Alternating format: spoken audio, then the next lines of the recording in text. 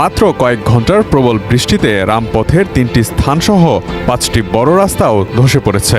রিকাবগঞ্জ রোডের চকের কাছে এবং পুলিশ লাইনের সামনে বড় বড় গর্ত দেখা দিয়ে অতিরিক্ত ক্ষয়ক্ষতিরও খবর পাওয়া গেছে। ভারতের অযোধ্যায় মুঘল সম্রাট বাবরের শাসনামলে তার একজন সেনাপতি মীর বাকির তত্ত্বাবধানে নির্মিত হয়েছিল বাবরি মসজিদ ১৫২৮ থেকে ২৯ সালে।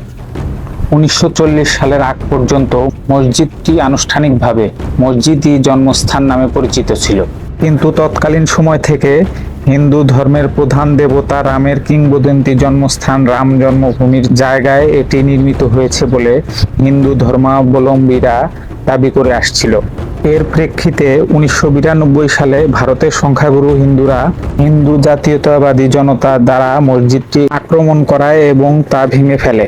সেই সময়ে যা পুরো ভারত উপমহাদেশে সাম্প্রদায়িক সহিংসতাকে প্রজ্বলিত করে, যা সমগ্র ভারতীয় উপমহাদেশে দাঙ্গার সূত্রপাত করে, যার ফলে ২ থেকে ৩ হাজার লোক মারা যায়।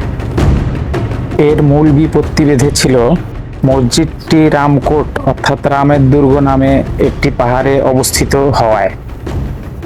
হিন্দু জাতীয়তাবাদীরা মনে করতেন এই জায়গাটিতে পূর্ব থেকে রামের একটি মন্দির ধ্বংস করে সম্রাট বাবর এই জায়গাতে বাবরি মসজিদ নির্মাণ করেন।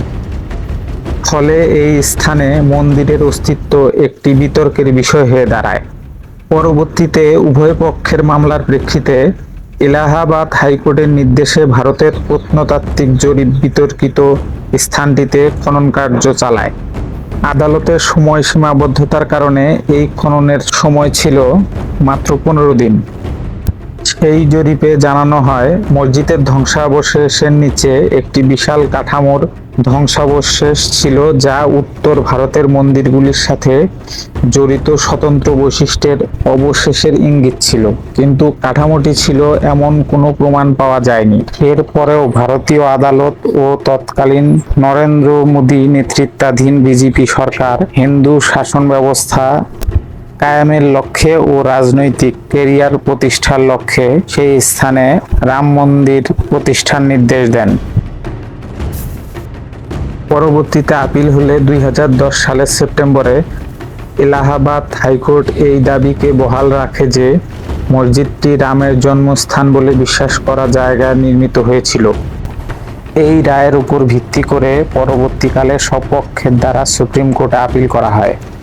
সেই আপিলে ৫ বিচারকের বেঞ্চ আগস্ট থেকে অক্টোবর ২০১৯ পর্যন্ত একটি শিরোনাম মামলার শুনানি করেন এবং সেই শুনানিতে পুনরায় নিম্ন আদালতের রায় বহাল রাখার নির্দেশ দেয়া হয়। বর্তমান সময়ে এসে ২০২৪ সালের ২২শে জানুয়ারি ১৮০০ কোটি টাকা ব্যয়ে নরেন্দ্র মোদীর নেতৃত্বাধীন বিজেপি সরকার এই রাম মন্দিরের শুভ উদ্বোধন করেন। কিন্তু উদ্বোধনের ৬ মাস না যেতেই রাম মন্দিরের প্রাচীরে ফাটল দেখা দেয়।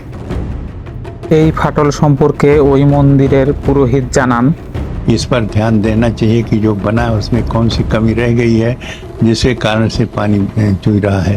इस पर जो बना है उस पर भी ध्यान देना चाहिए और ये बहुत जरूरी है।